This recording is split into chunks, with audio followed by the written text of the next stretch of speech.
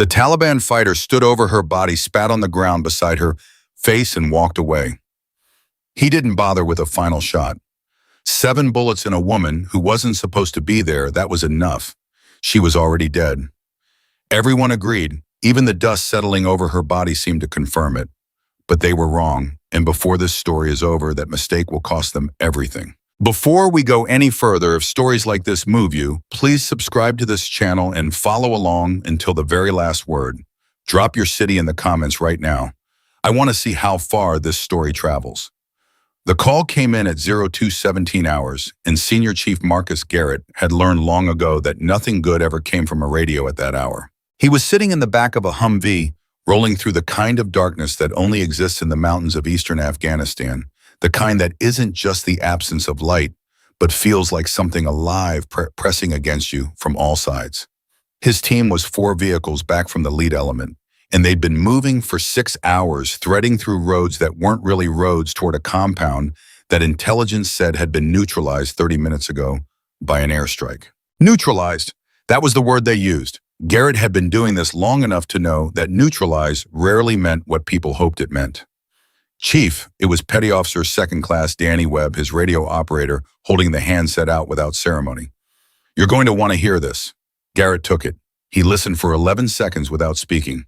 Then he said, "Say that again." The voice on the other end, calm the way military voices are trained to be calm, which means terrified underneath, said it again. There was a survivor in the compound, not one of the enemy, one of theirs. A Navy corpsman, female. ID tentatively confirmed as Hospital Corpsman Second Class Sloan Reeves, attached to a reconnaissance element that had been inserted 48 hours prior.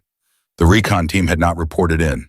The airstrike had been called on the compound because the recon team had gone dark. Standard protocol. Terrible, necessary, and in this case, catastrophically incomplete. Someone had not checked carefully enough. Someone had assumed.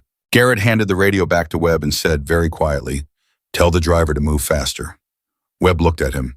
"How much faster?" "As fast as this road allows without killing us before we get there." The vehicles accelerated. The compound, when they reached it, looked like the end of the world rendered in mud and fire. The airstrike had done what airstrikes do. It had reduced walls to rubble, opened the earth in places, turned the interior into a landscape of broken geometry. Garrett moved through the breach point first because that was what senior chiefs did, and his team fanned out behind him in the practiced silence of people who had done this many times in many countries and had learned that silence sometimes kept you alive. He was not prepared for what the flashlight showed him. She was lying against what used to be a wall in the space where 2 collapsed sections of mud brick created something almost like a shelter. Almost. Her uniform was torn in so many places it barely qualified as a uniform anymore. Her face, what he could see of it beneath the blood and the dust, was young. Young in a way that hit him somewhere below the professional training. Young in a way that made him think involuntarily of his own daughter back in Virginia Beach, who was 19 and studying nursing and thought her father did administrative work for the Navy. He knelt beside her and pressed 2 fingers to her neck. He felt nothing. He pressed harder, adjusting the angle, and for 3 seconds, which felt like 3 minutes, there was still nothing. Then, faint, irregular, but there, a pulse. "Webb." His voice came out louder than he intended. "Webb, get the trauma kit, get it now, and get Kowalski up here." Webb was already moving. Behind him, Garrett heard the sound of boots accelerating across rubble. Garrett put both hands on her and began assessing. It was automatic. The training kicked in, and the human part of him stepped back to let the professional part work. Airway. She was breathing shallowly, but breathing. He found the first wound, her left shoulder through and through, still seeping. The second was lower left side, and he didn't let himself think about what that might mean for what was underneath. Third wound, right thigh. Fourth, her upper left arm. He was counting, and somewhere around wound number 5, his professional distance cracked just slightly. 7. 7 entry wounds, and she was still breathing. Hospital Corpsman First Class. Jerry Kowalski dropped to his knees on the other side of her, and his face did the same thing Garrett's face wanted to do, that quick, involuntary horror, and then professional training snapped it shut. 7, Kowalski said, reading the assessment in Garrett's expression. "At least, I haven't checked her back." "Chief, with 7, I know what the statistics say." "She shouldn't." "I know." A pause, then quieter. "But she is, so we work." Kowalski opened the trauma kit with the efficiency of a man who had done it in worse conditions, in worse countries, in worse light. He pulled a tourniquet for the thigh wound, the one that was bleeding, in a way that said arterial, that said time. And he worked while Garrett held her still, and Webb established security at the breach point, because this was still a combat environment, and the only thing worse than one casualty was two. Her name is Sloane Reeves, Garrett said, not because Kowalski asked, but because saying her name felt important. Like a declaration. Like telling the darkness that this particular person had a name, and they intended to keep her in the world. You know her, I know of her. Her father is Dale Reeves, Marine Scout sniper, retired, one of the best in a generation. Kowalski glanced up briefly. She's a corpsman. She's a corpsman now. Garrett watched his hands work smooth and precise. When she was 8 years old, her father had her shooting at 1,000 yards. There's a story, you've probably heard it in different forms, about a Marine sniper's daughter who outshot every instructor in her father's former unit at age 16. That's her. And she chose medicine. She chose medicine. Kowalski shook his head once, not in judgment, but in the way you shake your head when the world offers you something complicated and you don't have time to unpack it. What made her a shot cracked from somewhere beyond the northern wall?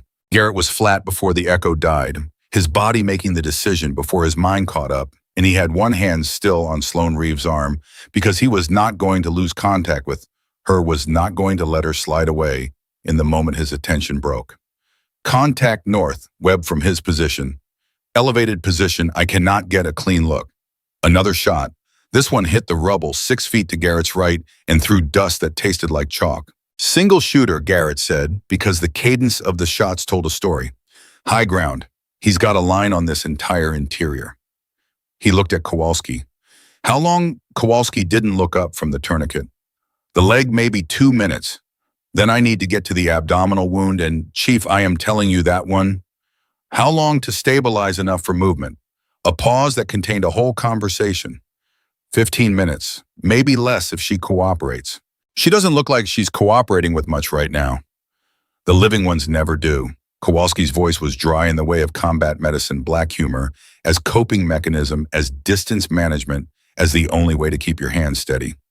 She's losing too much blood from the shoulder. I need you to pack that wound while I finish the leg. Garrett looked at his hands. Then he was doing it, packing gauze into the shoulder wound, pressing, maintaining pressure, with a systematic application of force that meant the difference between life and loss. Sloane Reeves made a sound, not a scream, more like what a person makes when pain penetrates even unconsciousness, and the body registers something that the mind doesn't have the bandwidth to process. I know, Garrett said quietly. He didn't know why he was talking to her. She clearly couldn't hear him. I know. Stay with us. Another shot from the north. This one went high, which meant the shooter was adjusting, learning the angles, getting better at this specific intersection of geometry and murder. Webb, Garrett's voice carried across the debris field without rising. I need you to keep that shooter occupied without exposing yourself. That's a contradiction in terms, Chief. I know. Manage it. He heard Webb begin to move, tactical repositioning, creating angles, doing the impossible thing that SEALs are trained to do, which is function efficiently inside impossible parameters. Garrett kept his hands on Sloane Reeves' shoulder and kept the pressure even and listened to her breathe and counted the seconds. She had been out here for he did the math and didn't like the result. Based on when the recon team went dark, based on when the airstrike hit, she could have been lying in this rubble for up to 4 hours. 4 hours with 7 bullet wounds in an Afghan mountain compound in the dark. The mathematics of survival were not kind to that calculation. And yet, the pulse under his fingers he'd checked again almost without thinking about it was still there. Thready, inconsistent, but there. Kowalski, I'm working. Tell me something true. Kowalski looked up for just a moment. His eyes were steady over his mask, the eyes of a man who had learned to separate what he felt from what he needed to do. She should be dead.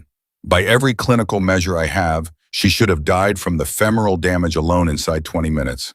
The abdominal wound, he stopped. Say it. The abdominal wound is through the lower right quadrant. If it nicked the intestine without hitting major vasculature, and if she's been lying in exactly this position, which is elevated slightly on her left side, which is, he paused again, which is actually the correct position to minimize internal bleeding in that wound location. She found the right position.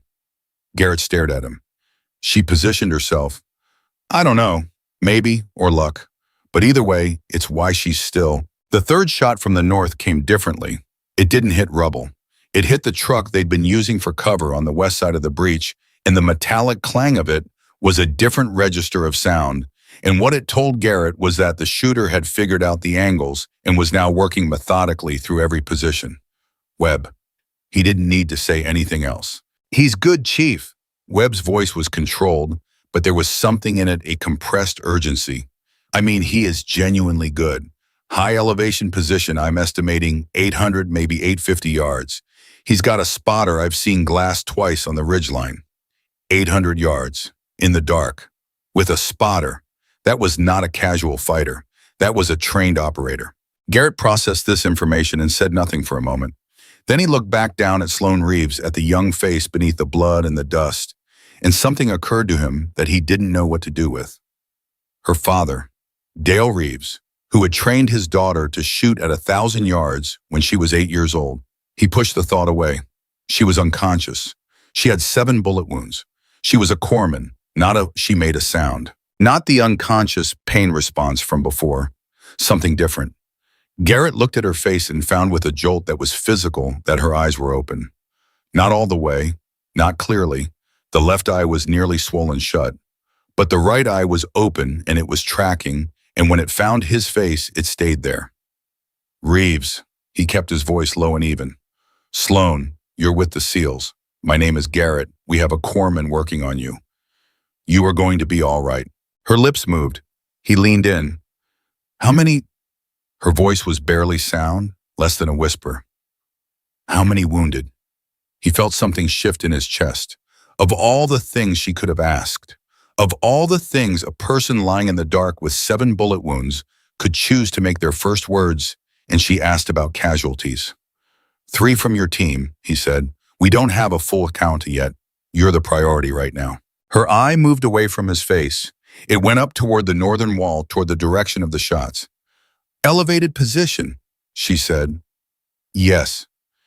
850 yards, give or take. Garrett stared at her. How did you sound pattern? She stopped, breathed. The breathing cost her something visible. The last shot hit metal, angle of incidence versus the sound delay. She stopped again. He's good. Yes. But he's been stationary too long. Another breath. He's comfortable. Thinks we're contained. Webb appeared at Garrett's shoulder, having worked his way back without Garrett hearing him, which was either a testament to Webb's skill or to how thoroughly Sloane Reeves had occupied his attention. Webb looked at the woman on the ground, then at Garrett with an expression that asked several questions simultaneously. She's talking, Garrett said, because it seemed like the relevant summary. I can hear that, Webb said. She's also, he stopped. What? She's looking at my rifle. Garrett looked. He was right. Sloane Reeves's one open eye had moved from the northern wall to the weapon slung across Webb's back, and there was something in that look that was evaluative in a way that had nothing to do with the wound assessment or the medical situation. It was the look of someone doing math. Reeves, Garrett said, don't. Her eye moved back to his face. Stay still. Let Kowalski work. The shooter is our problem. You can't reach him from this position. She said it flatly, not argumentative, just factual. Your angles are blocked by the northwest wall section. The only clean line runs through the breach, which is completely exposed. Yes. So we wait for the medevac and we manage the threat until... Who's most wounded? She cut him off, and the effort of 3 words at once made her close her eye briefly, then open it again. Your team, aside from me.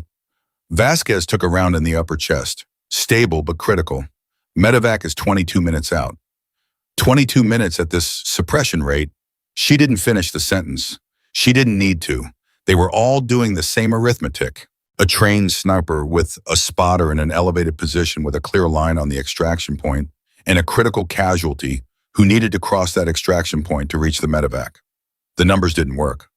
Kowalski looked up from his work on her leg and met Garrett's eyes, and in that look was the unspoken version of the same calculation. We need to neutralize the shooter before extraction, Garrett said. Correct, said Kowalski. Our options from within this compound are limited. Also correct. So we need to think creatively.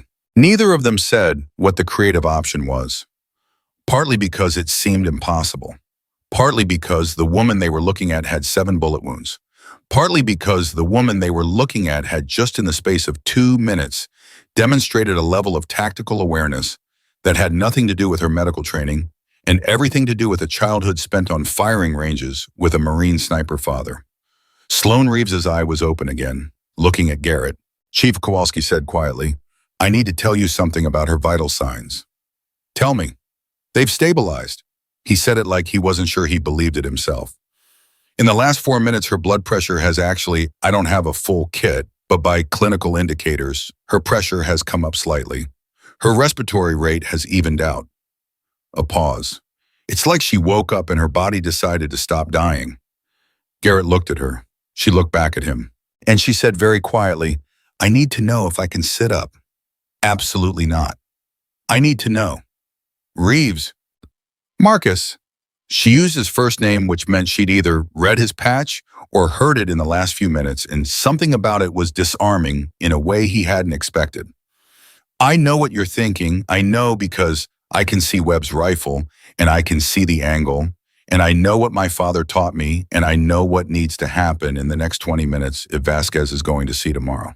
The compound was quiet for a moment, except for the distant sound of nothing. The absence of another shot, which could mean the shooter was repositioning or conserving ammunition, or simply waiting patient and high and cold on his ridgeline. You have 7 bullet wounds, Garrett said. I know. You cannot. I know what I cannot do. I also know what I can try. Her voice, for all its quietness, was remarkably steady. My father used to say that the rifle doesn't care how you're feeling. The fundamentals don't change because you're scared or cold or tired. She stopped, breathed, or bleeding. Garrett sat back on his heels. He looked at her for a long time. He looked at Kowalski, who had the expression of a man watching history being made in a form he didn't entirely approve of. He looked at Webb, who was looking at his own rifle with a complicated expression. Then he looked at the northern wall and the darkness beyond it, and he thought about Vasquez, who had been with him for 3 years and had a wife named Maria and twin boys in San Diego, and who right now was lying 20 feet away with a chest wound that needed a trauma surgeon in a room that didn't exist yet. 20 minutes was a very long time. Kowalski, Garrett said, what's your honest assessment of her capacity to... Don't ask me that, Kowalski said. I'm asking. A long pause. Kowalski looked at her clinical and careful. He checked her eyes with a penlight, which required her to tolerate it, and she did without flinching. He checked her grip strength by pressing 2 fingers into her right hand. She squeezed back, and the strength of it surprised him visibly. She's lost approximately 30% blood volume by my estimate, Kowalski said slowly. She's operating on adrenaline and something I'm going to charitably call will. Her pain tolerance is clinically speaking remarkable. If she can be stabilized in a supported prone position... He stopped himself. I cannot recommend this. I know, assess it anyway. If she can be stabilized in prone with the shoulder wound immobilized, and if the movement required is minimal, meaning she doesn't have to move, the weapon comes to her, and if the whole thing takes no more than... He looked at Garrett. I can't believe I'm saying this. Say it. No more than 10 minutes of sustained exertion. After that, I lose confidence in her cardiovascular stability. Garrett looked at Sloan Reeves. She was already looking at him. And in that one open eye, past the pain and the blood loss, and everything the last several hours had cost her, there was something that he recognized. He had seen it in teammates before moments of extraordinary performance. He had felt it himself twice in his career in situations that didn't have good options and required people to reach past the limit of what they believed they could do. It was not courage exactly. Courage was the decision. This was something after the decision, the cold clarity that came when you accepted what was required and stepped toward it without flinching. Tell me about your father, Garrett said. She blinked once, slow. That's not what I expected you to say. Humor me. Talk while Kowalski works. Tell me about Dale Reeves. She was quiet for a moment. Then in that barely there voice, he used to drive me out to the desert before sunrise. Every Saturday. From the time I was 8 years old." She stopped for a breath.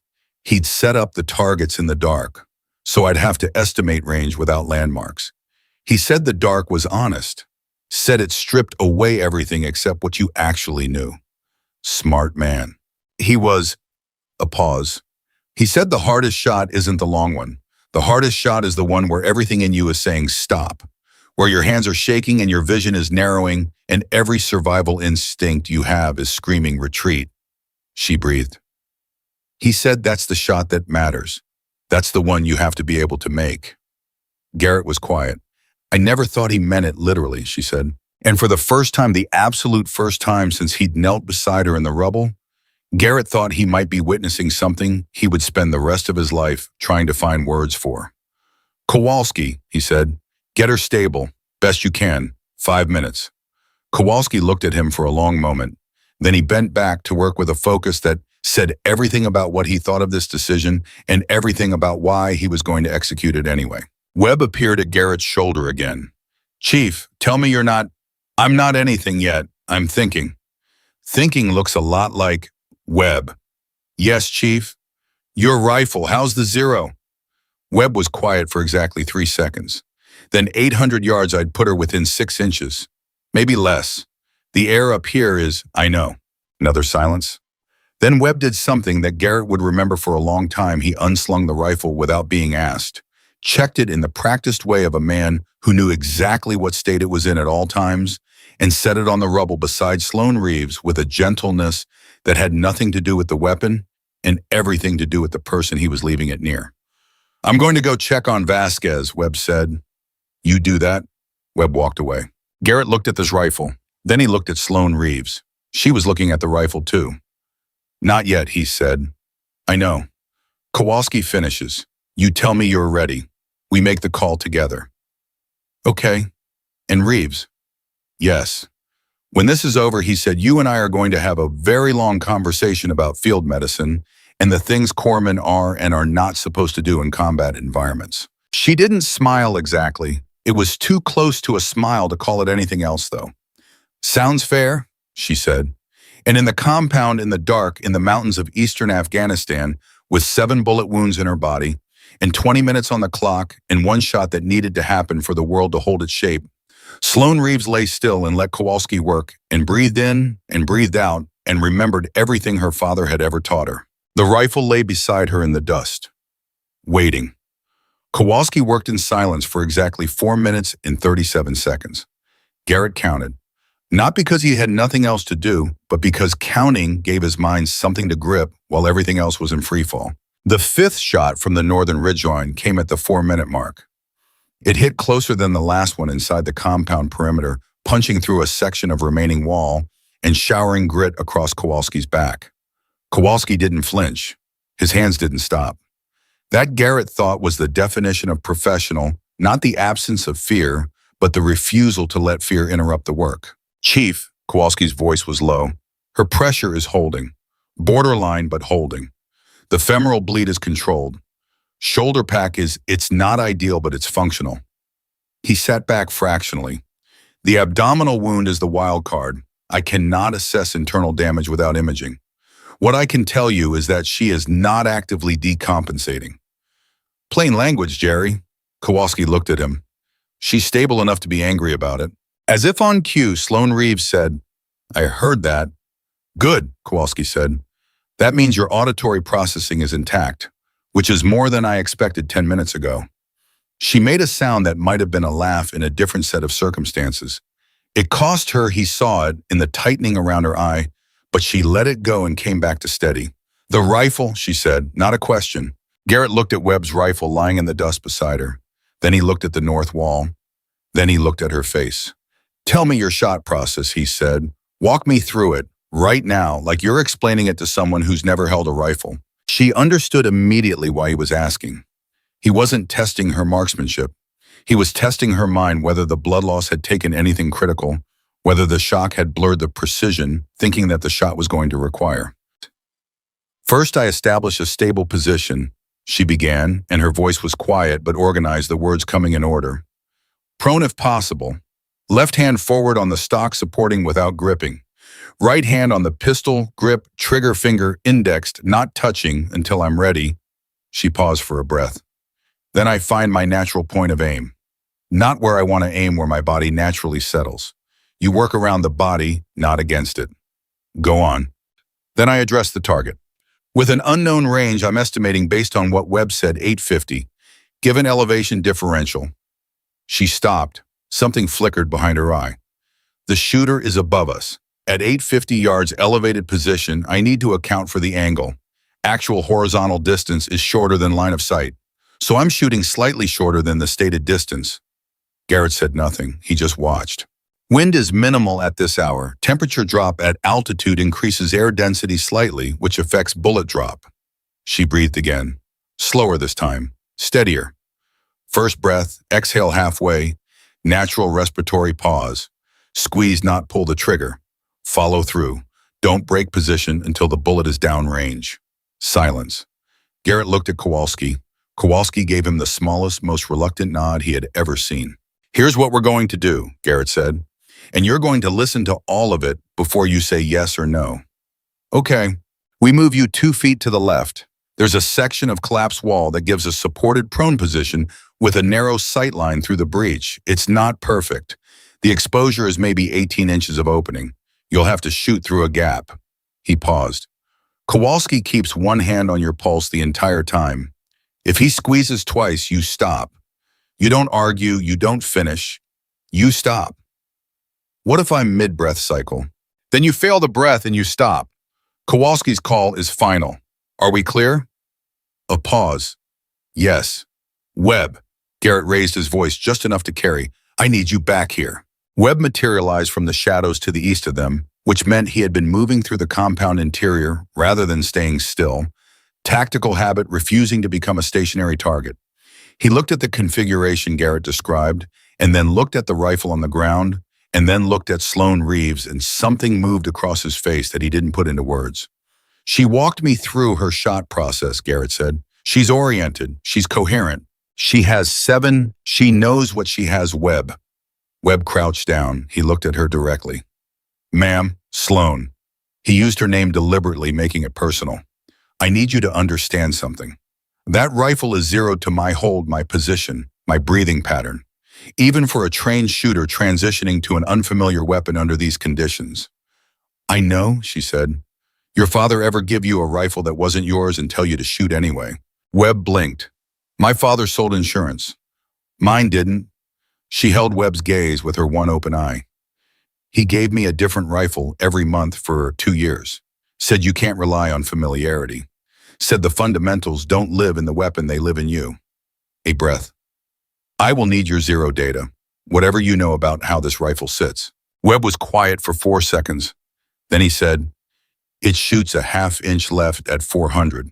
I compensate by holding slightly right. At 800, that deviation is maybe 2 inches, possibly 3. So I hold left of where I think I should hold. Correct for your natural compensation? That's yes. That's exactly right. Webb looked at Garrett, and what was in his face now was not doubt. It was something more complicated than doubt, something that understood the moment they were inside and had no cleaner answer to offer. Garrett made the decision the way he made all decisions in the field. He gathered everything available and acknowledged everything unknown, and then moved. We move her now, he said. Carefully. Kowalski, you're guiding the position. Webb, you're on security. I'll be on her left side managing the shoulder wound. He looked down at Sloane. On 3. Don't help. Let us do the work. Just tell us if something feels wrong. Something feels wrong right now, she said, but I think that's just the 7 bullet wounds. Nobody laughed, but nobody didn't laugh either. Moving her was the hardest thing Garrett had done in recent memory, and his memory contained a significant number of hard things. She made no sound during the process, which was somehow worse than if she had screamed the silence of someone controlling every reaction with the last reserves of a will that should have been exhausted hours ago. Kowalski kept his fingers on her wrist, reading her pulse the way other people read a speedometer, his face giving away nothing but his eyes tracking every shift with absolute focus. They got her into position in 2 minutes and 12 seconds. She was prone. The sightline through the gap in the collapsed wall was narrow, maybe 20 inches wide, angled toward the north, giving a line to the ridgeline where the sniper had established his position. Webb's rifle was settled into her right shoulder. Her left arm was compromised.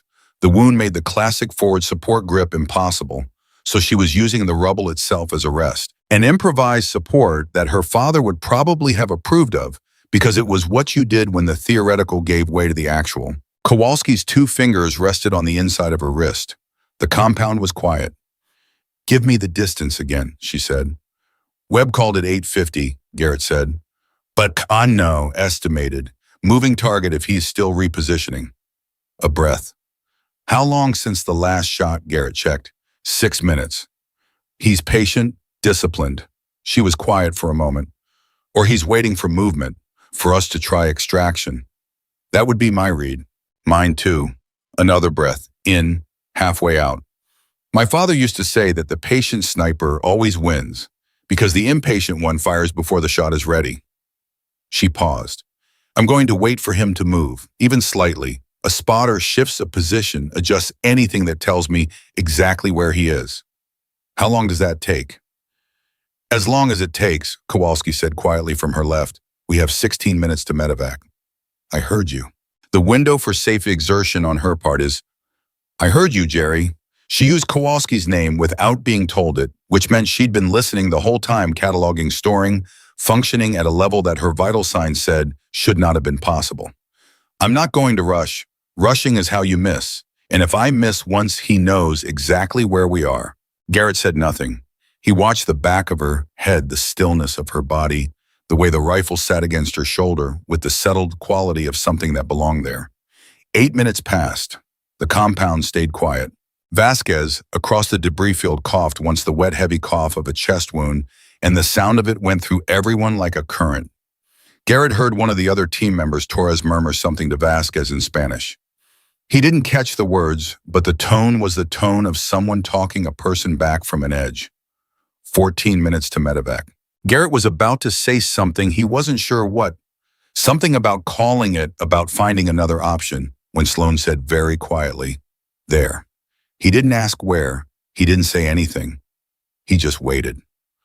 Her breathing changed. He could see it in the rise and fall of her back, the deliberate pattern, the practice control. In, halfway out. Hold. The shot, when it came, was not loud in the way he expected. It was loud in the way all rifle shots are loud in enclosed spaces. But what he remembered afterward was not the sound, but the stillness that came immediately after it.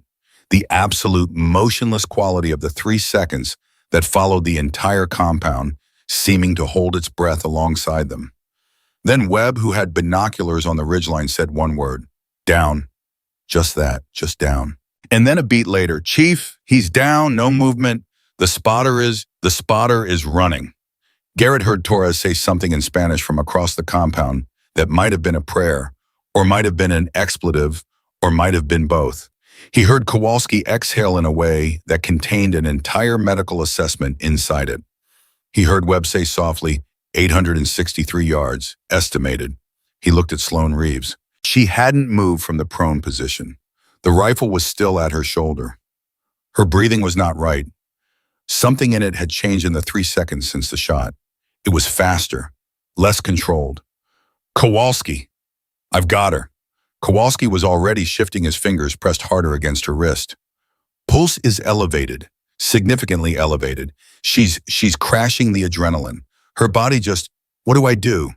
"Get her flat, on her back, carefully, now." They moved her again, and this time she made a sound, not a scream, but something lower and more honest. Something that said the pain had gotten through whatever wall she'd built around it.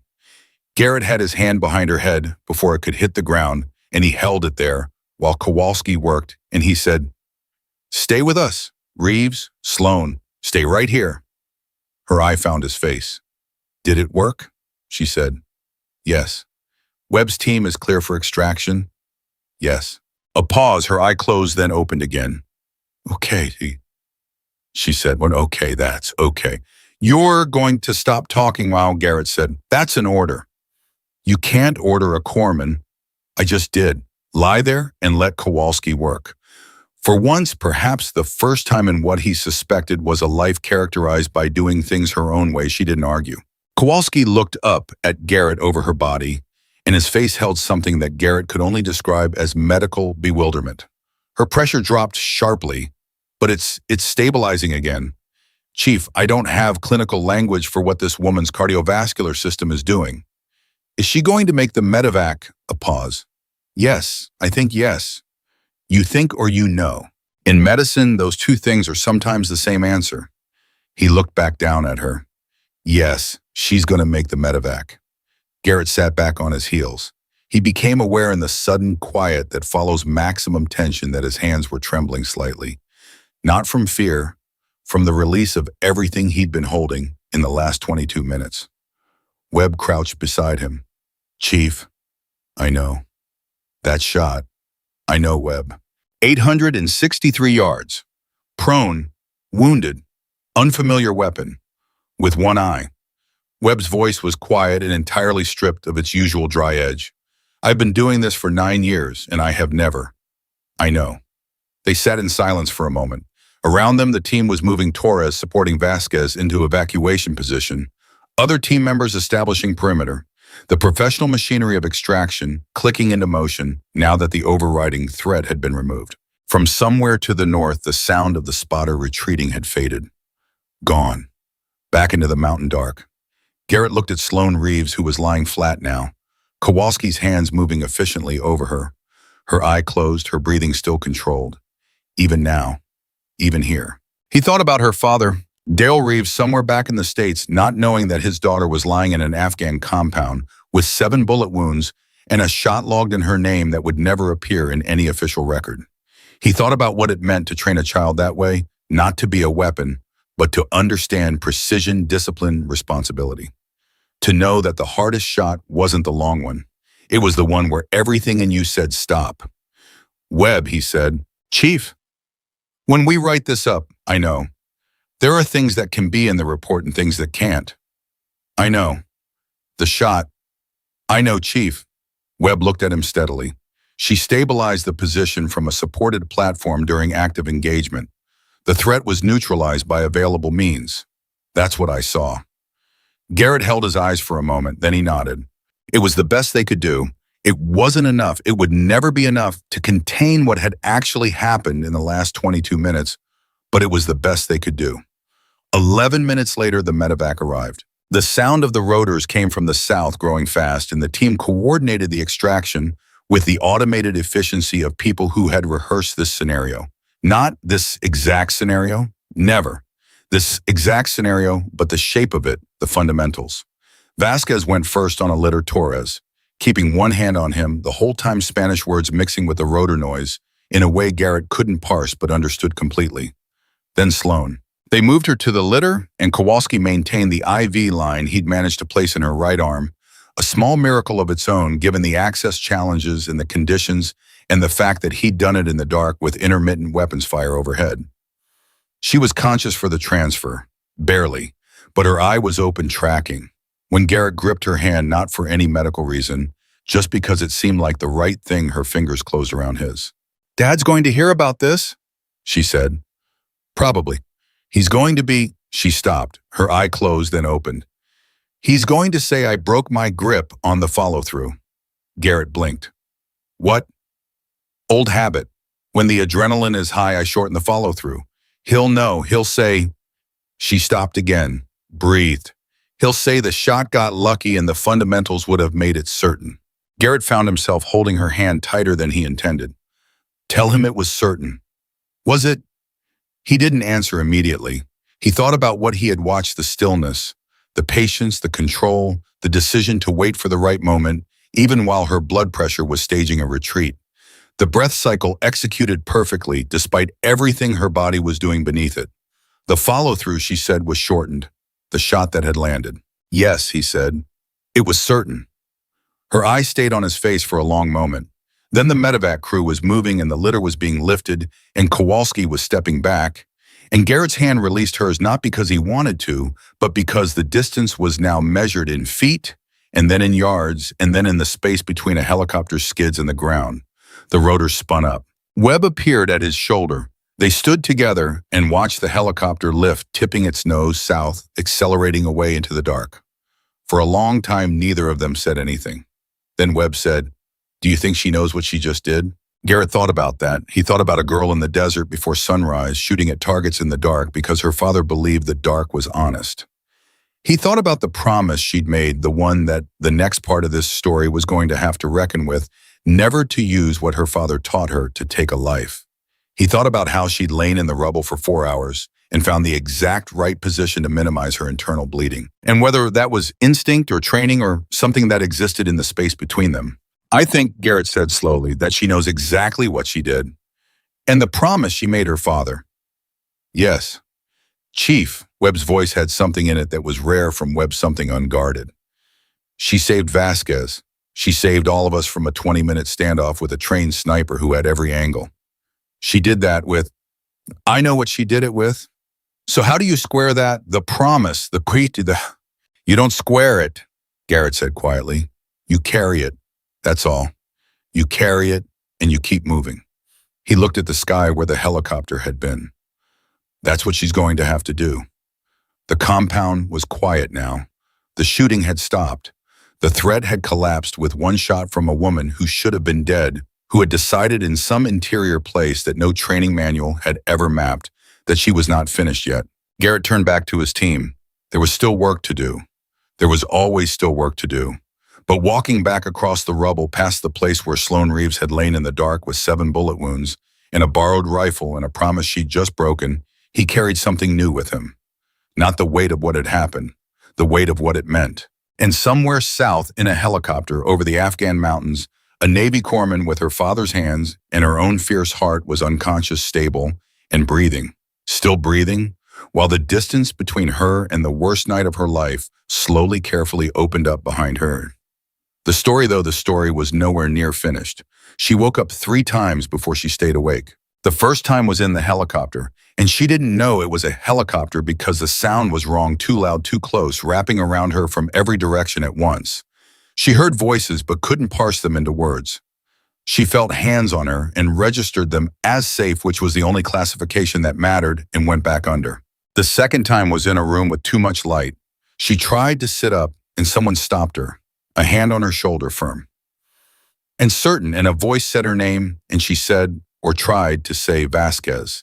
And the voice said, "He's in surgery. He's going to make it. Lie down." She didn't remember lying down, but the light went away again anyway. The third time she woke up, she stayed. It was 0614 hours. She knew because there was a clock on the wall to her left, and she was, despite everything, still the kind of person who automatically clocked the time.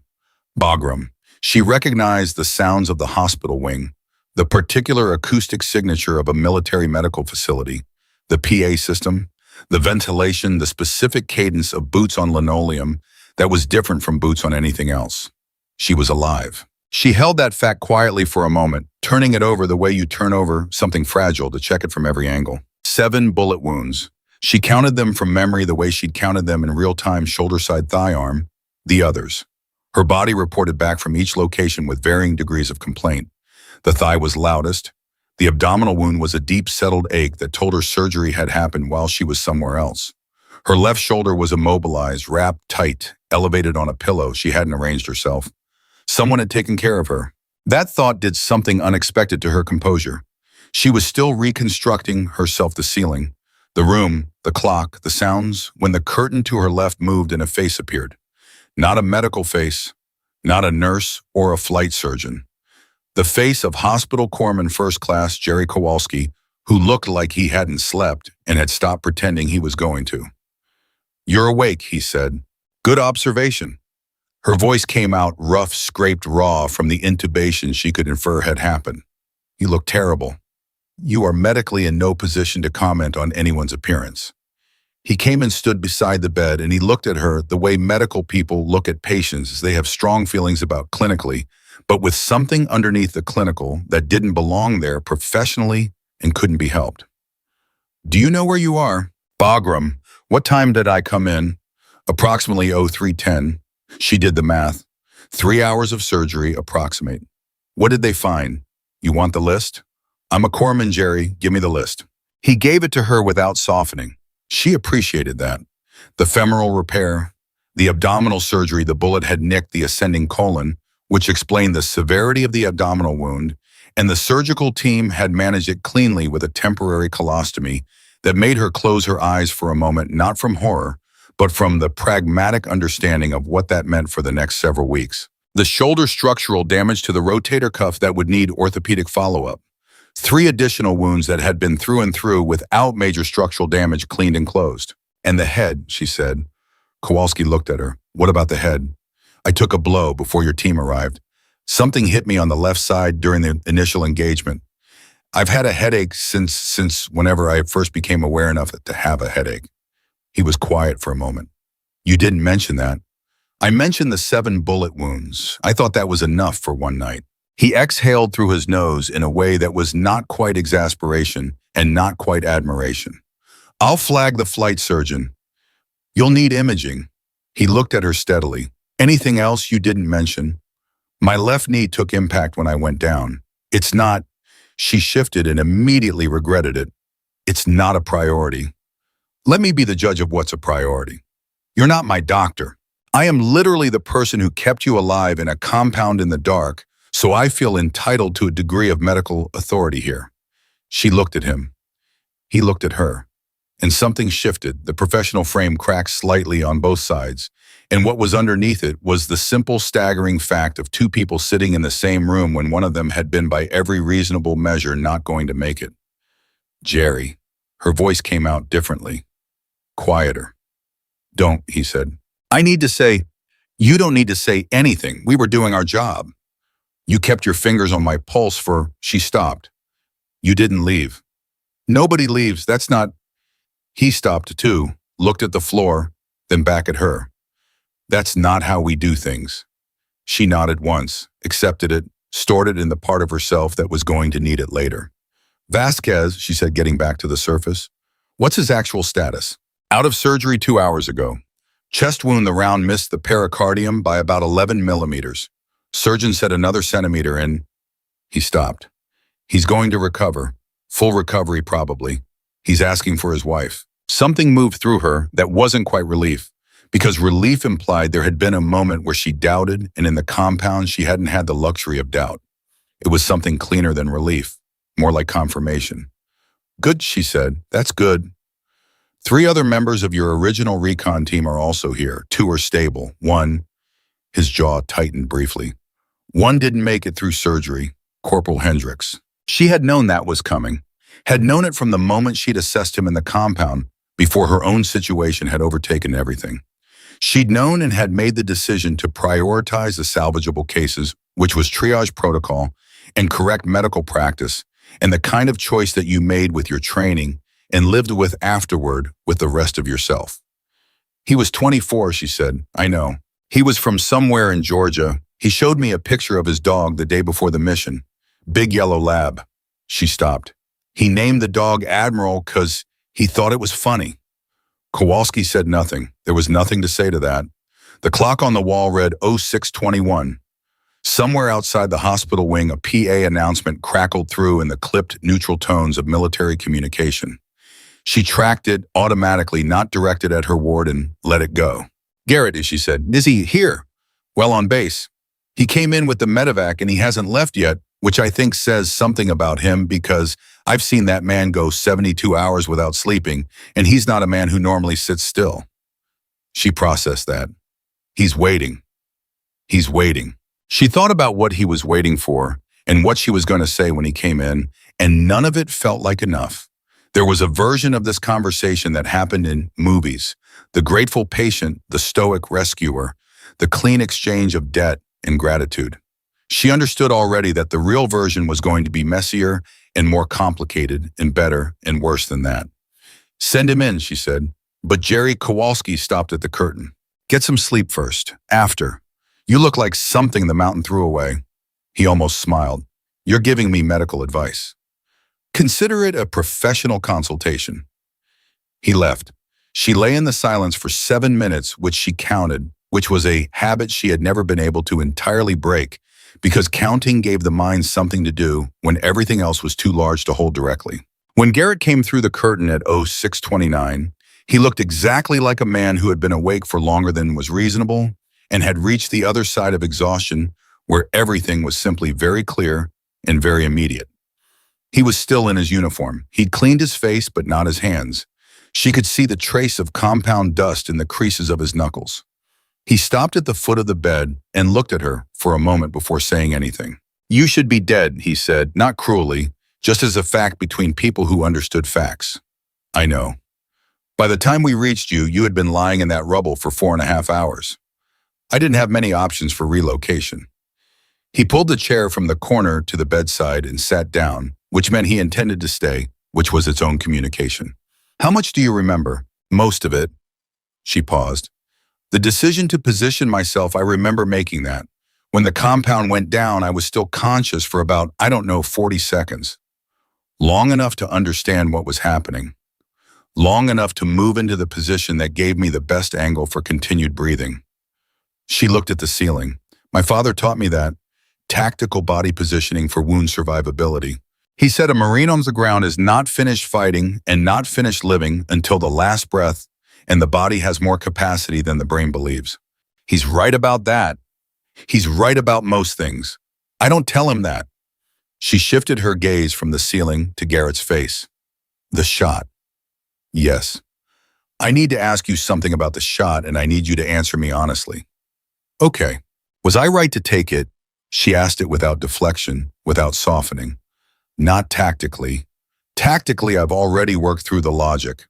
The suppression rate, Vasquez's timeline, the extraction window, the tactical case makes itself, I mean morally. Was I right?"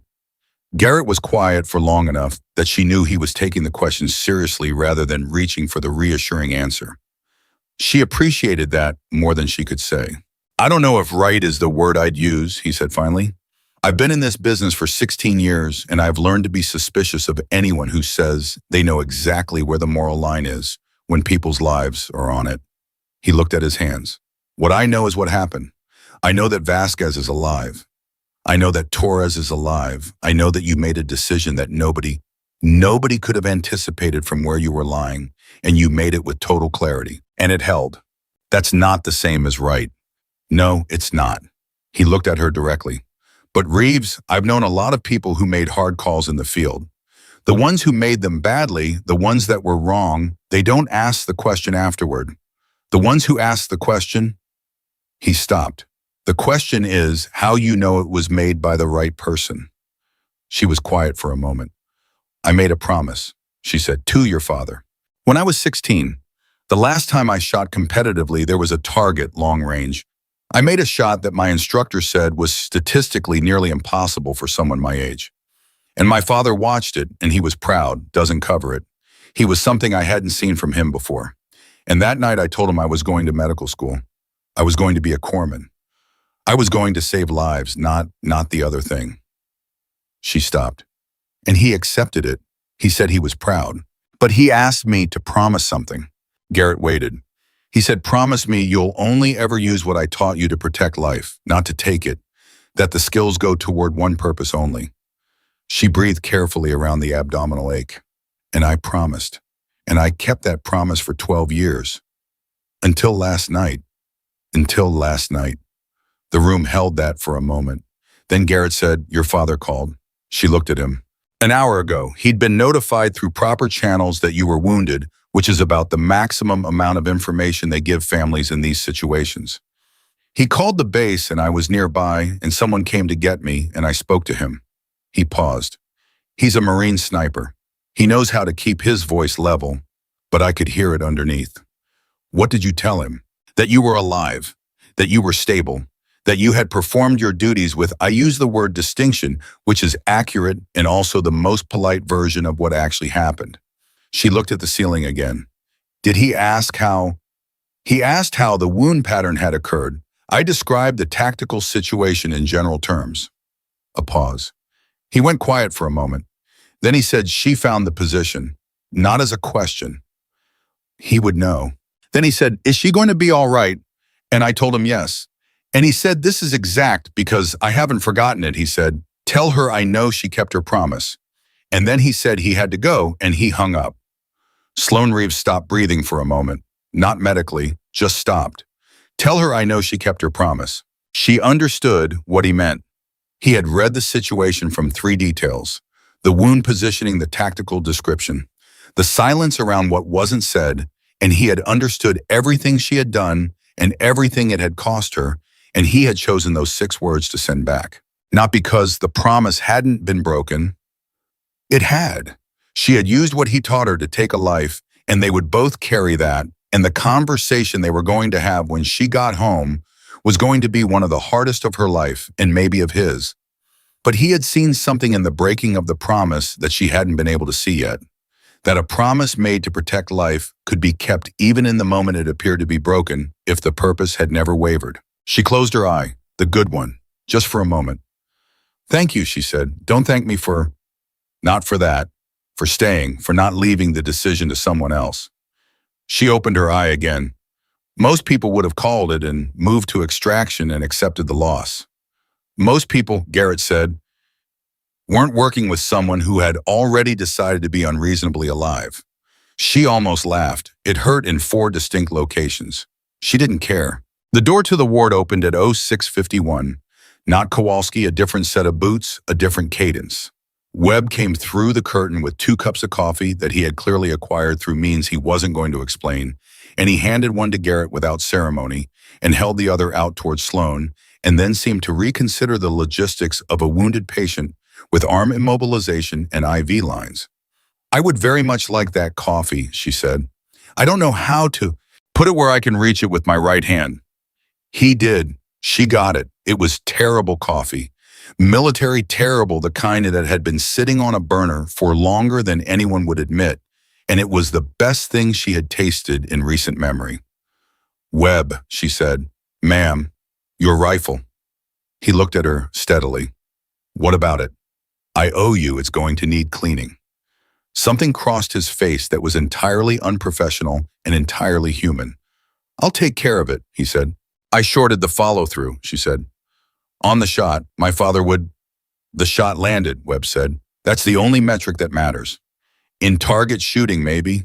In my father's house, the fundamentals are the metric. The result is secondary. Webb looked at Garrett. Garrett looked at Webb. Some kind of communication passed between them.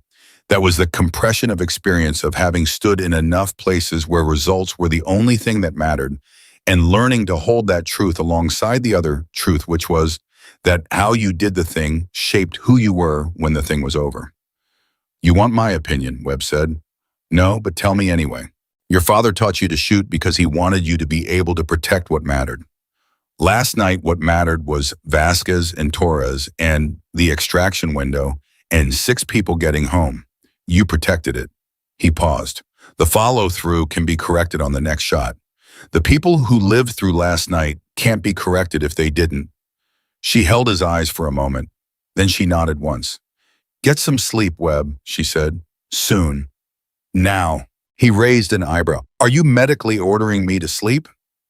I am a corpsman, and I am telling you that you look clinically exhausted and that sleep deprivation at your current level is affecting your cognitive function and decision-making. So yes, medically ordering. He looked at Garrett. Is she always like this? I don't know her well enough to say always, Garrett said, but I'm beginning to suspect yes. Webb left with his terrible coffee and something that was closer to a smile than anything his face had done in the last 8 hours. The curtain settled behind him and the ward was quiet again. The clock read 06:58. Garrett stayed. He didn't say anything. He drank his coffee and sat in the particular silence of someone who had nothing left to prove and nowhere to be that mattered more than this specific chair, and Sloan lay in the mechanical bed with 7 repaired wounds and listened to the ward around her and thought about her father's 6 words and what it was going to mean to carry them forward. She had been a corpsman for 6 years. She had patched wounds in the field, held pressure on injuries that shouldn't have been survivable, talked people through pain that had no language for it. She understood the mechanics of the body under stress in a way that was both professional and deeply personal, because the body she understood best was the one she lived in. And last night, that body had done something that her training said was impossible, and her father's voice in her head said was merely the application of fundamentals under pressure. The fundamentals don't change. They live in you, not in the weapon, Not in the conditions, in you. She thought about Corporal Hendricks, the yellow lab named Admiral. She thought about the promise she made at 16 and what her father had sent back through Garrett's voice across a phone line at 0500 in the morning. She thought about Kowalski's 2 fingers on her wrist in the dark, not leaving counting beats. She was going to carry all of it. The cost and the gift together, the way you carry anything that matters, not lightly but willingly. Because the alternative was to put it down, and she had never been the kind of person who put things down. Garrett, she said, still here. When I get out of here, and I'm estimating 3 to 4 weeks before I can argue my way back to active capacity, the surgeons will say longer. The surgeons will say 6 to 8 weeks. I'll split the difference. He looked at her with the expression of a man who believed her completely. What about it? She thought carefully about what she wanted to say. How to put it exactly.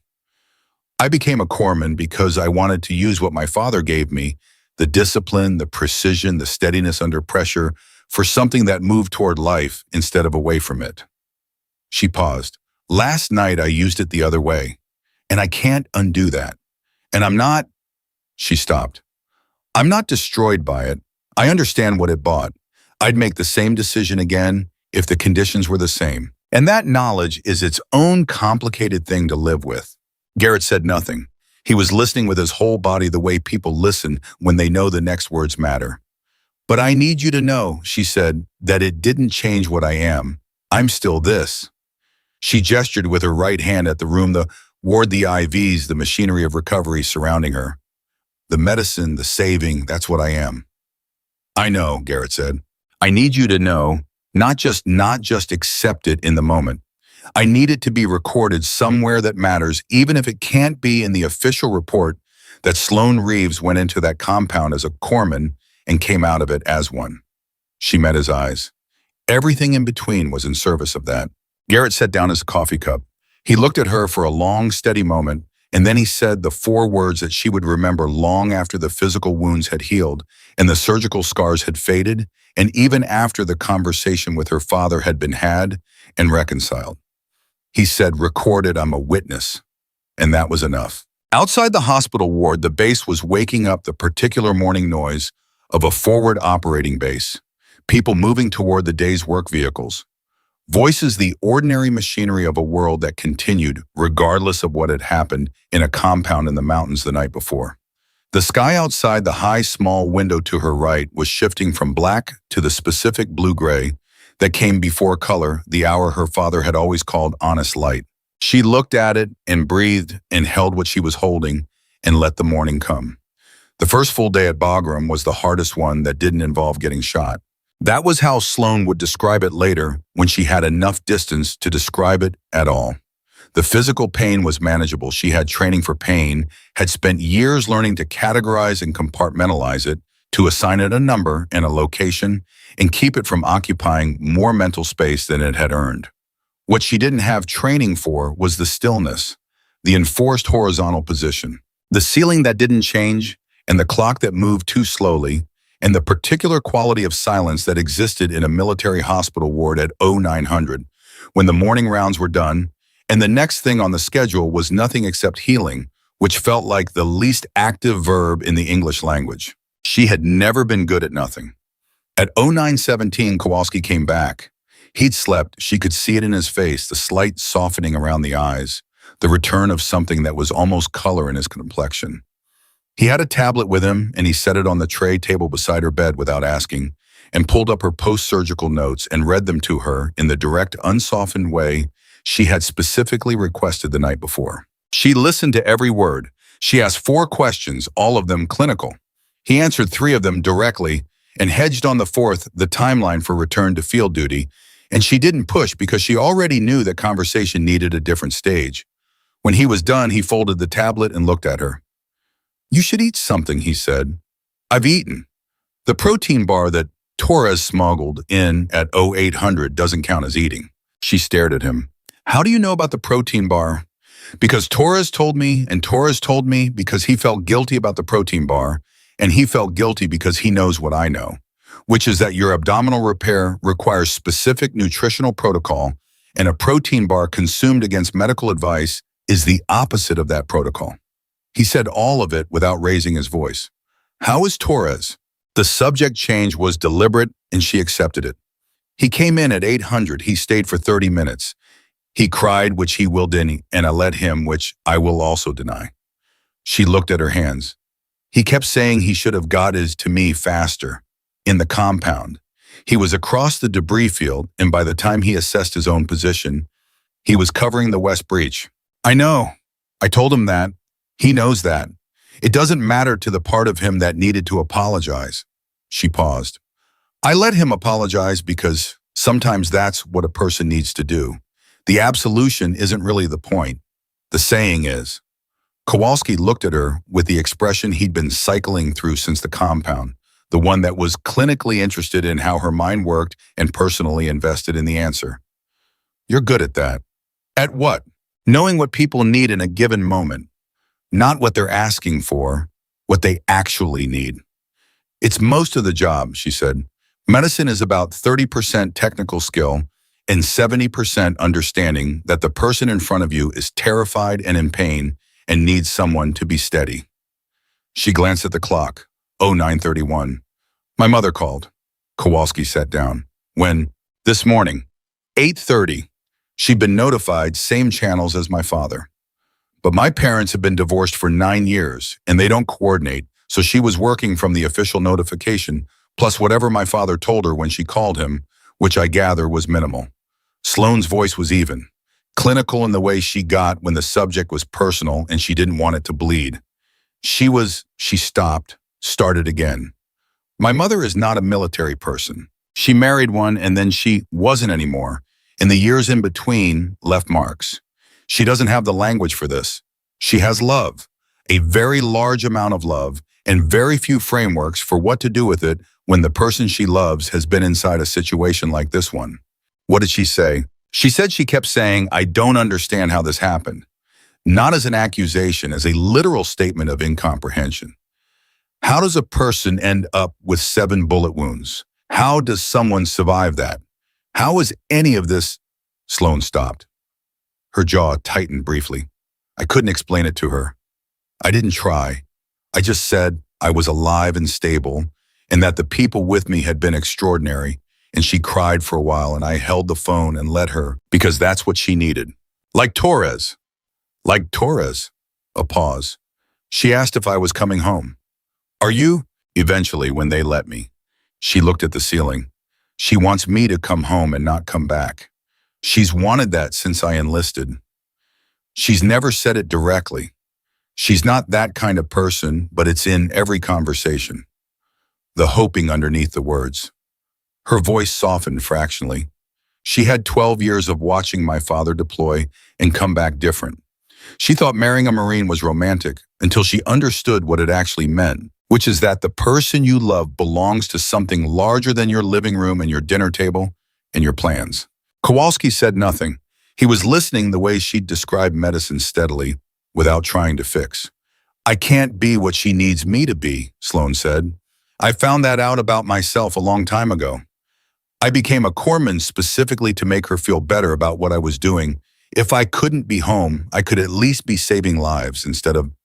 She stopped. And last night that calculus got complicated. The shot, she said it flatly. I haven't told her about the shot. The official report will say what it says. She doesn't need to know the specific nature of what happened in that compound, because the specific nature of it would...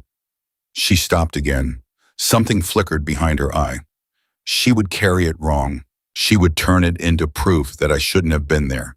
And I was supposed to be there. I know I was supposed to be there. What happened in that compound, the medical work, the decisions, all of it, that's what I trained for. The shot was... She searched for the word. The shot was a parenthesis inside a larger sentence about who I am and what I do. A parenthesis that saves 6 lives. A parenthesis that saves 6 lives, she agreed, and broke a promise, and will live in me alongside everything else that lives in me. She looked at Kowalski directly. I'm not having a breakdown. I want you to know that. This isn't post-traumatic crisis. This is a person thinking carefully about a complicated thing.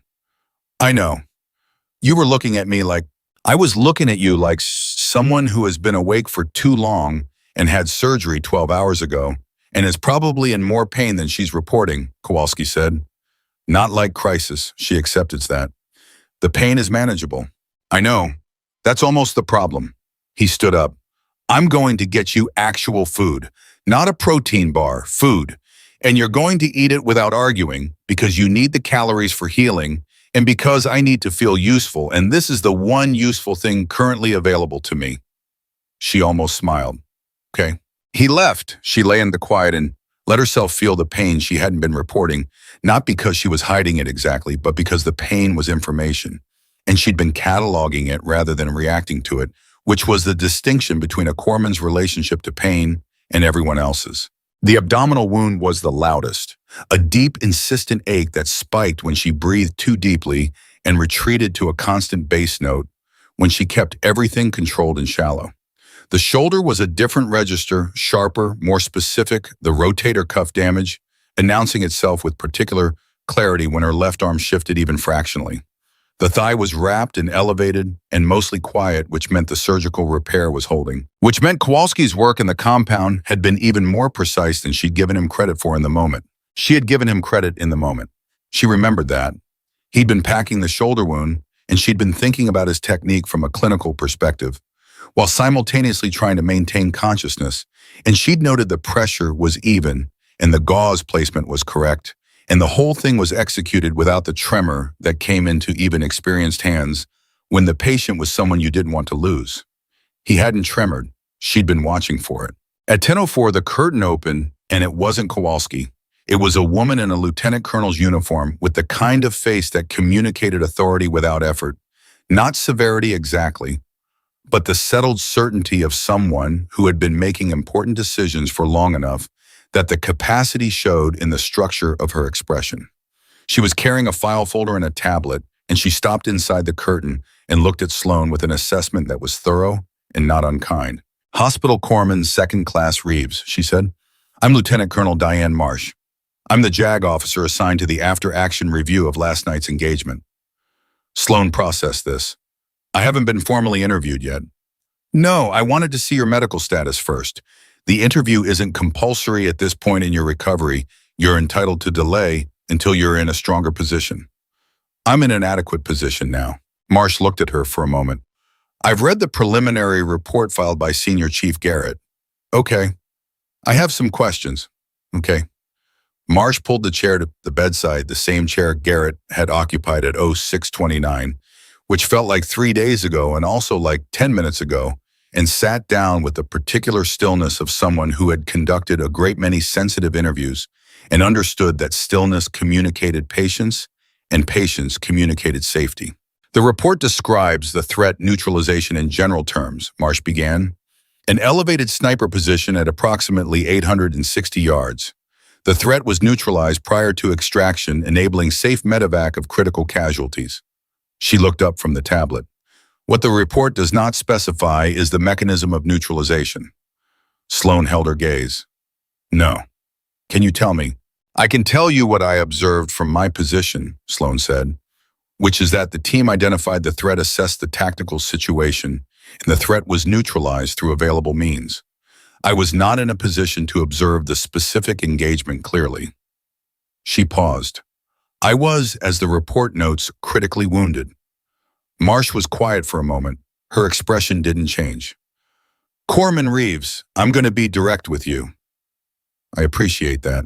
The preliminary ballistic assessment of the target, which was conducted by the tactical team, on site places the shot origin at a position inside the compound, specifically at the breach point in the northwest section of the collapsed wall. A pause.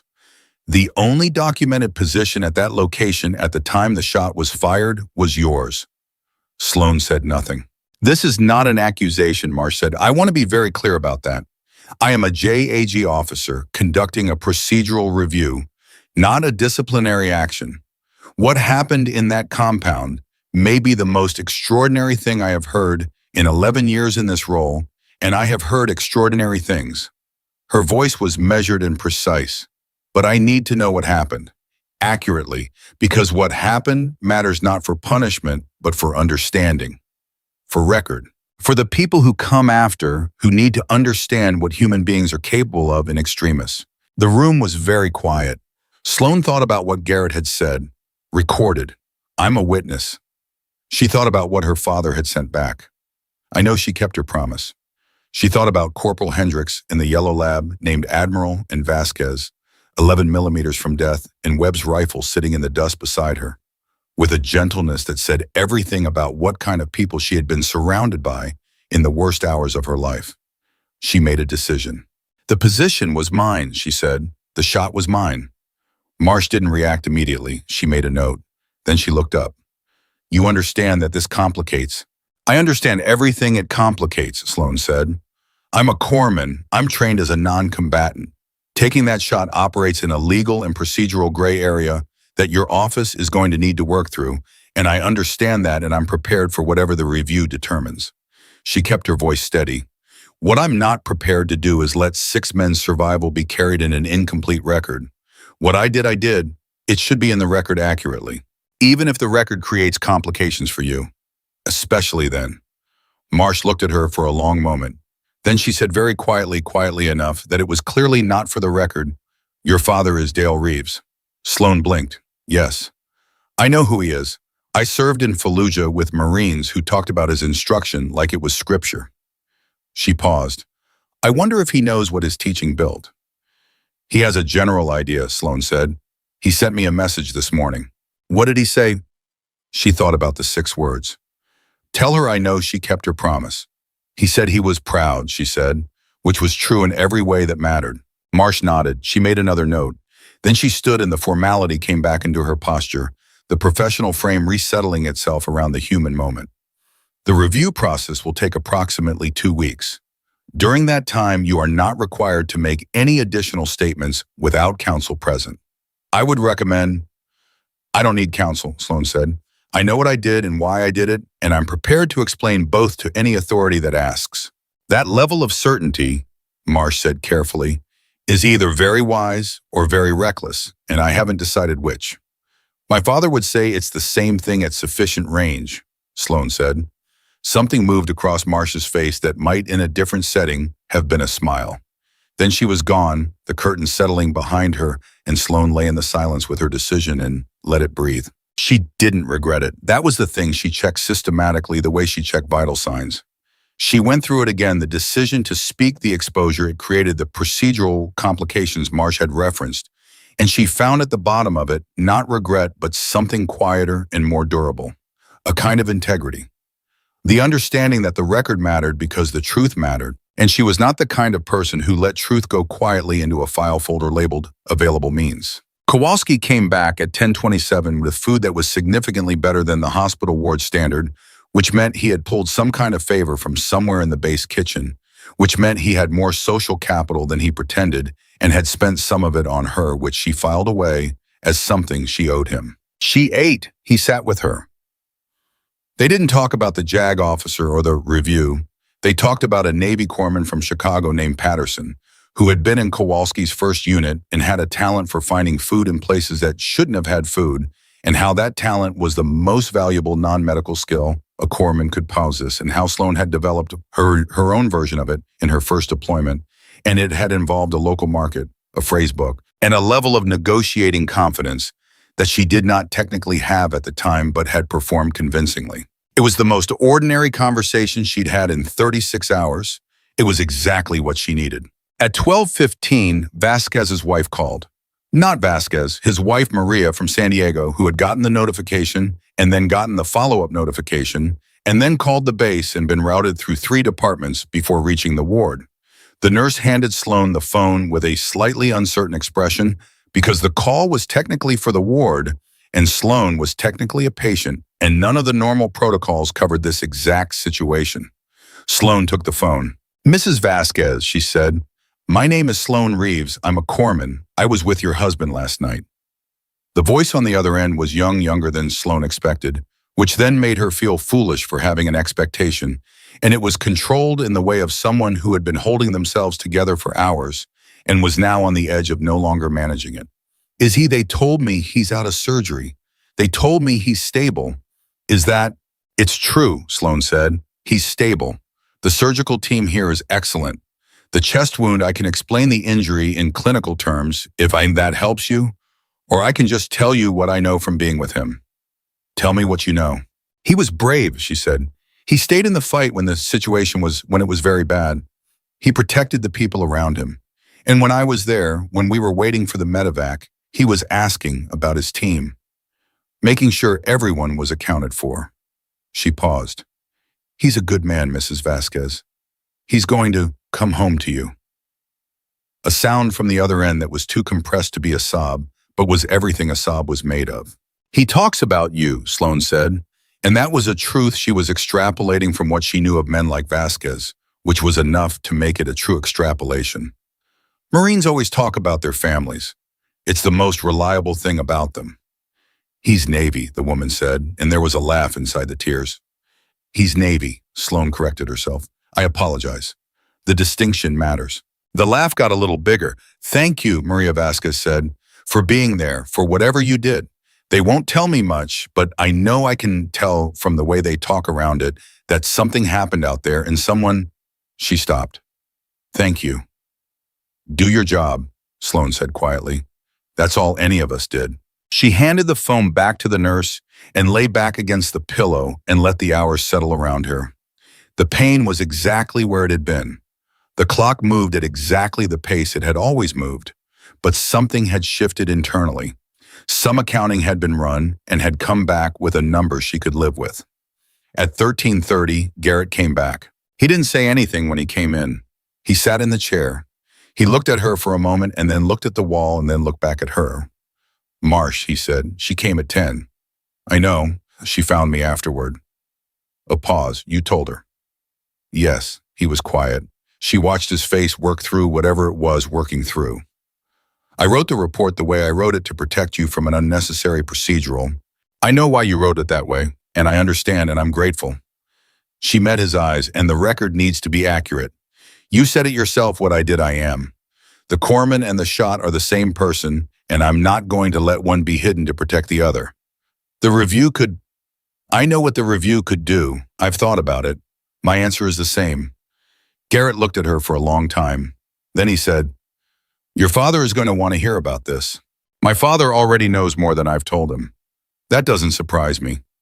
He shifted in the chair. The team Webb Torres Kowalski, they've all individually told me, without coordination, that they want to be available for the review, as witnesses, as supporting statements. She held that. They don't have to. I know they don't have to. That's why it means something. He leaned forward, slightly elbows on knees, the posture of a man speaking from the center of something rather than the edge of it. Reeves, I've commanded SEALs for 9 years. I have been in situations that required extraordinary things from ordinary people, or ordinary things from extraordinary people, or sometimes both at once. I have never, he stopped, started again. I have never watched someone do what you did last night and then the next morning decide that the clean version of the story wasn't good enough. The clean version was a lie. It was a protective omission. That's a lie with better manners. She held his gaze. I'm a corpsman. I work in truth. The body doesn't lie, and I don't lie about the body. That extends to the record of what the body did. He was quiet. Then he said, you're going to be fine, you know. I know. Not just medically. I know. The review, the record, all of it, it's going to come out right. Not easily, but right. He stood up. Your father said to tell you he's coming. Not yet, they're managing his access through official channels. But he's coming. She felt something shift in her chest that was not the abdominal ache and not the shoulder pain. Something larger and older than both. Okay, she said. Oing. He also said, and I'm quoting directly because the man is precise with language. He said, tell her the follow-through was fine. The shot was certain. She closed her eye, the good one, just for a moment. He'd known. He'd read it from the same details Garrett had given him, the position, the distance, the conditions. And he'd known about the follow-through, had known she would be questioning it, had sent the answer back before she could ask the question. Because that was Dale Reeves. Because that was what it meant to be trained by someone who understood that the fundamentals lived in you. Not in the perfect conditions, not in the ideal position. In you. The shot was certain. Thank you, she said. Garrett nodded once. Moved toward the curtain. Garrett, He stopped. 850 yards, she said. Prone, one eye, borrowed rifle, post-surgical. She paused. The record's going to read fine. He looked at her from the curtain, and for the first time since she'd seen his face by flashlight in the compound, Senior Chief Marcus Garrett let something genuinely unguarded cross his expression. Something that was pride and respect in the particular emotion that exists in people who have seen too much to be easily moved and then witnessed something that moved them anyway. He left without saying anything else, which was the right call. Some moments were already complete. Dale Reeves arrived on a Thursday. Sloan knew he was coming before anyone told her because she knew her father, and knowing her father meant knowing that the moment official channels gave him an access, he would be on the first available transport without announcement, without fanfare, and without the kind of emotional preparation that other parents might require before walking into a military hospital ward to see their child with 7 repaired bullet wounds. He walked through the curtain at 11:40 and stopped. She looked at him and he looked at her, and neither of them said anything for a full 10 seconds, which was longer than it sounds and shorter than it felt. Dale Reeves was 61 years old and looked like what happened when discipline became a physical substance and was poured into a human form. He was not a large man, but he occupied space with the economy of someone who had spent decades understanding exactly how much space was necessary and never taking more. His hair was gray, now had been going gray since she was 12, which she used to tell him made him look distinguished, and which he used to tell her was a consequence of raising her specifically. His hands at his sides were completely still. The stillness was the thing that broke her. Not the seeing him, not the 12 years of training compressed into last night's single decision. Not the 7 wounds or the surgery or the JAG review or any of it. The stillness of his hands, which were the hands that had taught her everything she knew about precision and patience and the discipline of waiting for the right moment, those hands completely still, because he was using every resource he had to not cross the room in 3 steps and hold on to her like she was 8 years old again. "Dad," she said. Her voice came out steady, which surprised her. He crossed the room in 3 steps and held on to her like she was 8 years old again. She let him. She pressed her face against the side of his neck carefully because the shoulder wound made the geometry of this complicated, and she breathed him in, which smelled like the same soap he'd used her entire life, and like airplane and like the particular quality of controlled fear, finally allowed to exhale. He didn't say anything for a while. Neither did she. When he pulled back and looked at her face, his eyes were dry. Hers weren't it. She didn't apologize for that. 7, he said. Yes. The positioning, the wound survivability protocol. He said it the way he said everything directly without decoration. You remembered. It wasn't remembering, it was reflex. Something moved through his expression. That's better than remembering. He sat down. She watched him settle into the chair, the way he sat, spine straight, hands on knees, the posture of a man who had never fully made peace with furniture. And she understood that this was going to be the conversation. Not the easy one, the actual one. The one they'd been building towards since she was 16 and made her promise, and he accepted it with a pride he'd never fully translated into words. The shot, he said. Yes. Garrett told me the general parameters. 850 yards, elevated target estimated. Webb's rifle. He paused. Webb 0. Half-inch left at 400, I held left. Correcting for his compensation instead of the deviation itself. Yes, he nodded once, slowly. And the follow-through. She held his gaze. I shortened it. I know. The adrenaline? I know why. I've shortened follow-through under adrenaline. Everyone does. The question is whether the shot held through impact. He looked at her steadily. Did it? It held. Then the fundamentals were there. The follow-through was shorter than ideal. The fundamentals were there. He paused. The shot was certain. She heard it differently now, directly from him, in the room in his voice, rather than relayed through Garrett's. It landed differently, heavier, more real. I broke the promise, she said. Yes, just that. No softening, no immediate reassurance. She appreciated it more than she could say. Her father had never insulted her with easy comfort when she was capable of handling the truth. I've thought about it, she said. The promise and what it means that I broke it. I've gone through it from every angle and I keep arriving at the same place. Tell me.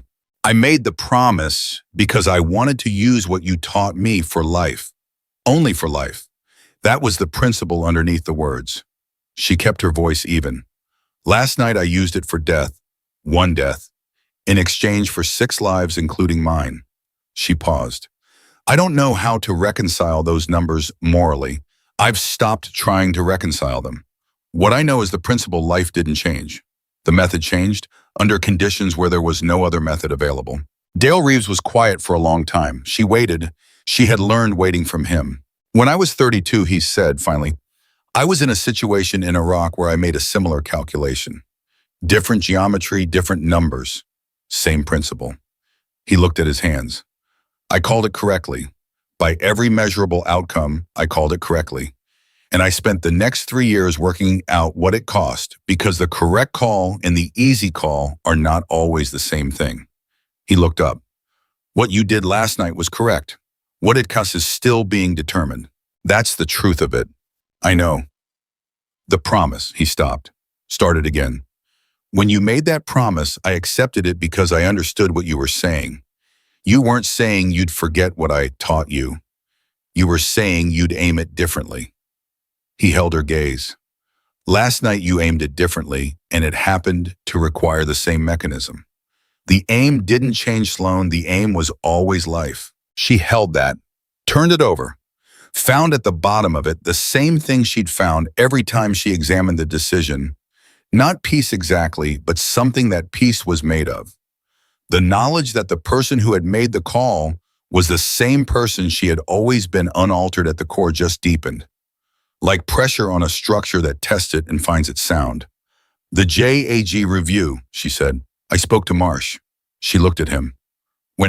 Yesterday, before I got on the transport. He said it without apology. She contacted me as a material witness to your training and background.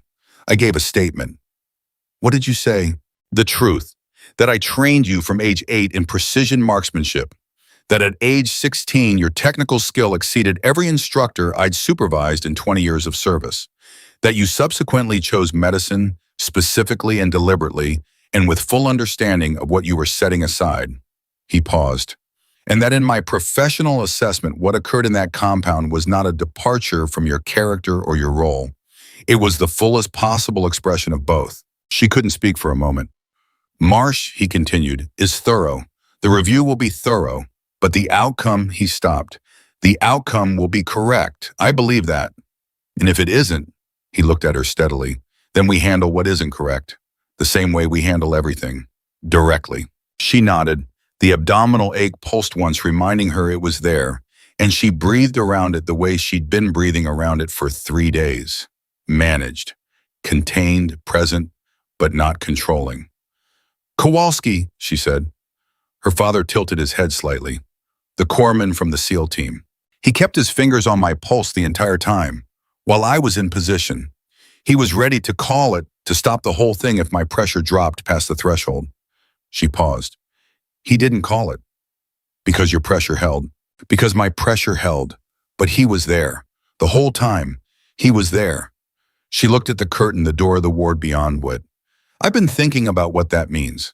To have someone that steady next to you when you're doing the thing that can't be undone. The decision I made was mine, but the conditions that made it survivable, those were his. Good medicine, Dale said. Extraordinary medicine. She looked back at her father. I want to be that for someone someday. What he was for me in that position. That presence, she paused. I think that's why I chose this. Not just the saving, the presence, the steadiness, the refusal to leave someone alone inside the worst thing.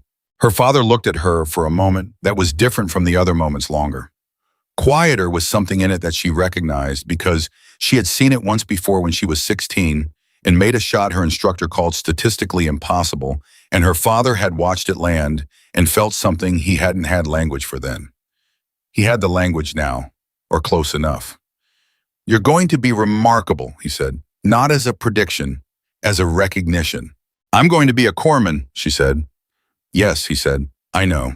The curtain opened at 12:23, and it was Webb who stopped when he saw Dale Reeves and had the expression of a man who recognized a legend in a chair and was recalibrating his entrance accordingly. He looked at Sloan. She looked at him. He looked at Dale. Sir, he said. Dale nodded. Petty Officer Webb. You know who I am. Garrett described the team. Dale looked at him with the particular assessment of a man who had spent 30 years evaluating people's capacity in the first 60 seconds. Your rifle. Webb straightened slightly. Yes, sir. My daughter used your zero correctly. Yes, sir. She corrected for my compensation rather than the raw deviation. I had to explain the zero to her once. A pause. Once was enough. Something moved in Dale's expression. Pride was too simple a word for it. Once is always enough, he said, when the fundamentals are there. Webb looked at Sloan. How are you feeling? Like someone who had surgery 3 days ago. That's more honest than yesterday. Yesterday I was still performing.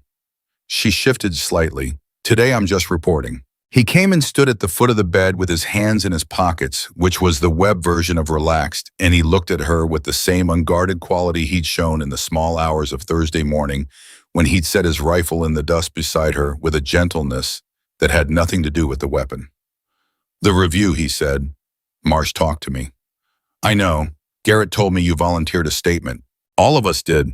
Me, Torres, Kowalski, Garrett. He paused.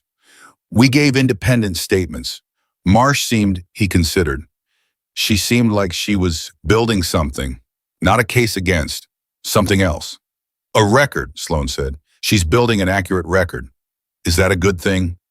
It's the right thing.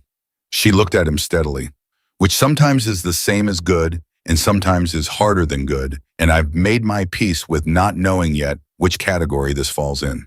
Webb was quiet for a moment. Then, for what it's worth, and I know it's not the whole measure, every person on that team would follow you into another compound without a second thought. He said it simply without performance. That's not nothing. In this business, that's most of it. She felt that land somewhere specific. Not her ego, somewhere deeper. The place where identity lived the assembled understanding of who she was and what she did and what it meant when the people who had seen her at the absolute limit came back around and said yes. Thank you, Webb, she said. He nodded, looked at Dale. It was something to see, what she did. I know, Dale said. I mean, with the greatest respect, I've worked with some of the finest operators in the world. And what she did in that compound in that condition with those variables, he stopped himself. I just wanted you to know. Dale Reeves looked at his daughter. She looked back at him. I know, he said again quietly. Webb left at 12:41. The ward settled back into its particular rhythm, the ventilation, the PA, the boots on linoleum. Dale stayed in his chair and Sloan lay in her bed, and they existed together in the comfortable silence of people who had run out of the necessary words and arrived at the place beyond them. At 13:08, her phone returned to her that morning with the rest of her personal effects lit up with a number she recognized. Her mother. She looked at the phone, then at her father. He made a small movement with his hand that said take it, which was the most graceful thing she'd ever seen him do with respect to the divorce, and she took it. Mom? The voice on the other end was steadier than it had been at 08:30 on Thursday morning. 3 days had done something for her mother, or her mother had done something for herself in 3 days, which was more likely because her mother was not a woman who stayed undone for long. She was not a military person, but she was a resilient one, which was a different and equally formidable quality. How are you feeling? Her mother said. Better. The pain is more manageable today. I'm eating properly. She glanced at her father, who was looking at the wall with tremendous neutrality. Dad is here. A pause. When is he? Another pause. He's being exactly himself, Sloan said, which is what I needed. Her mother accepted that.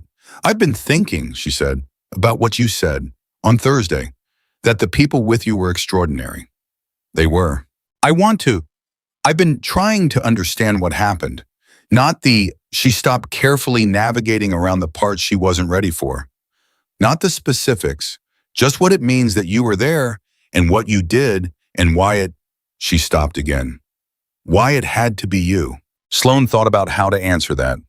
She thought about what her father had said, the aim didn't change. She thought about Kowalski's fingers on her wrist in the dark counting beats. She thought about the promise and the shot and the 6 words sent back across a phone line at 0500 in the morning. Mom, she said, can I tell you something? Yes. I was lying in that compound for 4.5 hours before the team got to me. And during that time, I wasn't, she paused. How to say this accurately?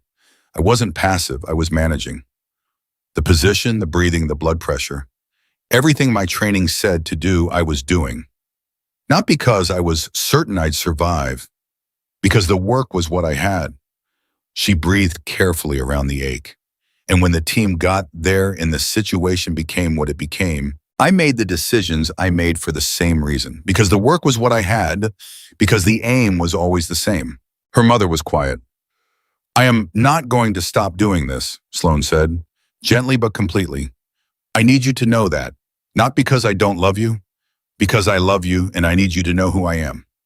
A long silence, long enough that she thought the connection had dropped.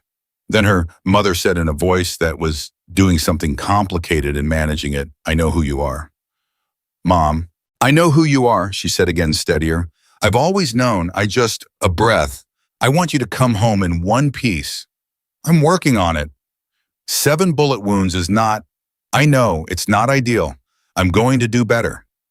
Her mother made a sound that was absolutely not a laugh and was completely a laugh. Your father's influence is showing. Sloan looked at Dale, who was still looking at the wall with tremendous neutrality and whose mouth had shifted fractionally in a direction that might, in certain lighting conditions, resemble something adjacent to a smile. He's going to be insufferable about that, she said. He always was, her mother said, and there was something in it that was old and complicated and entirely without current malice. The archaeology of a long relationship examined without cruelty. They talked for 18 more minutes. About the recovery timeline, about the apartment Sloan had in San Diego that needed someone to water the plant she'd been keeping alive for 2 years, which her mother volunteered for without being asked. About the twin boys in the photo on Vasquez's phone that Torres had shown her, his wife had sent pictures, and how they looked exactly like their father in the eyes.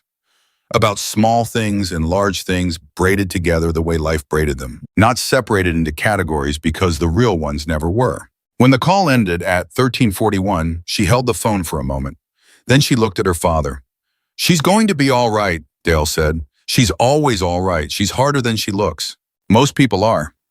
He stood, and the movement was the movement of a man making a decision about something.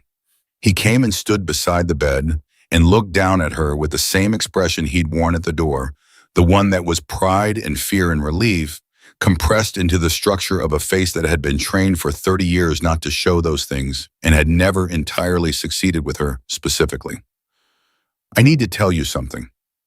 Okay. When I got the notification, the wounded in action notification, before I knew anything else. He stopped. His jaw moved slightly. I've sent men into situations that produce those notifications. Hundreds of times. I know what the language means and what it doesn't mean and how to read the specifics for what's actually being said. He stopped again. I could not read it. I tried and I could not. He stopped a third time and she let him stop. It was the longest 4 hours of my life. She reached up with her right hand, the good arm, the one not immobilized, and put it over his. I'm here, she said. He turned his hand over and held hers with the same grip she'd felt through Webb's hand in the dark, careful, certain, refusing to be the one who let go. Yes, he said, you are. The JAG review concluded 17 days later. The finding was not a violation. The language was precise and thorough. Marsh had built her record carefully, and what it recorded was a non-combatant medical personnel operating under extreme duress in a defensive capacity, protecting the lives of critically wounded personnel during active enemy engagement, using means available and proportional to the threat. The review acknowledged the procedural complexity and recommended updated protocols for embedded corpsmen in high-threat environments. It recommended commendation. Sloan read the document twice, the first time quickly scanning for the critical language, the second time slowly, the way you read something that is going into a permanent file, not just the official one, the internal one, the record every person keeps of who they were at the important moments. She agreed with the finding, not because it was favorable, because it was accurate.